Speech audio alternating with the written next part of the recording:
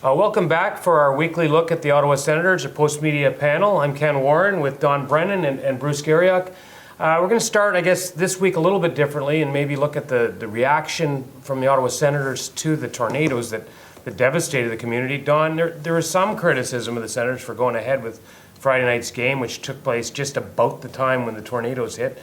Do you have any thoughts on how they handled that situation? Well, the game against the Rockford Ice Hogs, yeah, we were there, and around 5 o'clock we were in the press box, Kenny, and the power went out briefly and was restored and went out a little bit later again. People wonder why they played the game. I have two thoughts on that. I mean, I wondered why too, because if there's some danger, but it's also a chance for people to get away to, someplace to go. What about some of the players though? Like, nobody knew the danger that we were in at that point. Nobody knew if the storm was finished.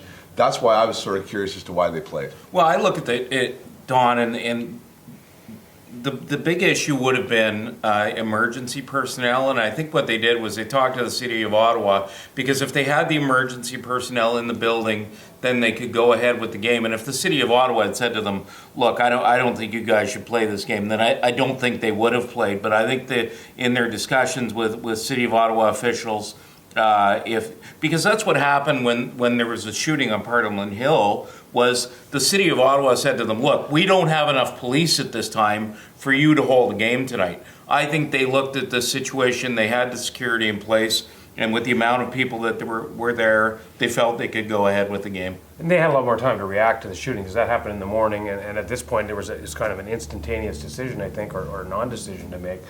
Bruce, you talked to a few players on the weekend that did come fairly close, right? Well, Bobby Ryan lives just off Dunrobin Road, and he was actually on his way into town because he had no power, and he actually went in to get some dinner for his family, and he was saying it came within a quarter mile of him and his family, and he knows that area, he knows some people in that area, and he obviously feels for the people in that area. And I know he was without power, he said, till 3 or 4 in the morning. For him, it was more of an inconvenience, but he really felt for the people who were affected by the storm. There's no question about it. And we also heard from Guy Boucher, whose kids were, planning on going to the Carp Fair, and he's getting ready for a game and wondering what's going on. So, they're part of the community, right? So they feel it as well, even though they're athletes, and you sometimes feel they're separated from it. Yeah, the Senators also, with the tornadoes and the reaction to it and the devastation, also have set up a GoFundMe account to help. They've also matched donations up to $50,000, and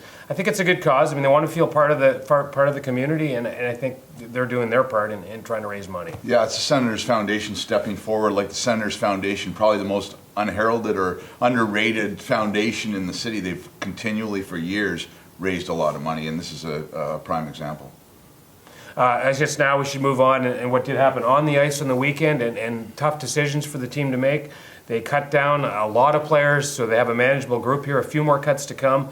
But I guess primary big decisions they made on the weekend, most notable were the fact that Logan Brown, former first-round pick, and Drake Batherson, who's another strong prospect for them, were sent down to Belleville.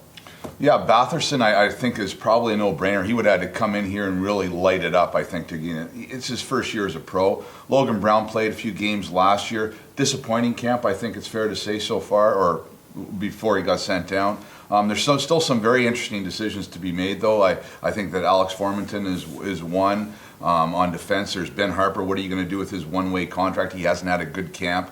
Max McCormick has been injured, another guy with a one-way contract. And Christian Jaros has played very well in camp. So that's another key decision. Well, it's interesting, Don, because at 6'6", Logan Brown has always been a guy through camp, and I think through the course of the last couple of years, who has always left you wanting more. I know that he stayed with the team coming out of camp last year, but here's a guy who's got to use his speed, and you know what? He has to have a better work ethic if he's going to make the National Hockey League, and I think that setting him down this early, I believe, is a wake-up call. I look at their depth chart now, though. I really think that it comes down to, well, Lanham being the fourth defenseman, and Harper's going to be the seventh going into the season. I really think that Schlappick and Jaros are being rewarded for having good camps, and probably Lajoie is in that group too.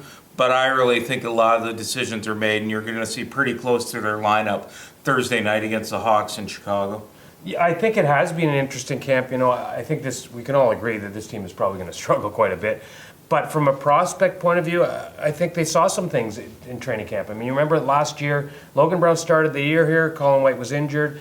Maybe that's a sign that they have a little bit more depth in the younger players. I thought Philip Chlapik played very well. The question on defense for me is Ben Harper, and what do you do? And I think they're going to be very weak on the back end. But again, they get into a regular season. Maybe some other things start to define themselves. But I think there's some hope with Alex Formenton up front. And maybe Christian will land it on defense if they don't give him too much too soon. Well, I just wonder if they're going to make decisions based on the contracts, because the one-way deals for Harper and McCormick, I mean, they're getting paid NHL money if they're in the minors. Now, McCormick hasn't had a chance to show what he's got so far this camp, because he's been dealing with some sort of, I think it's a minor injury.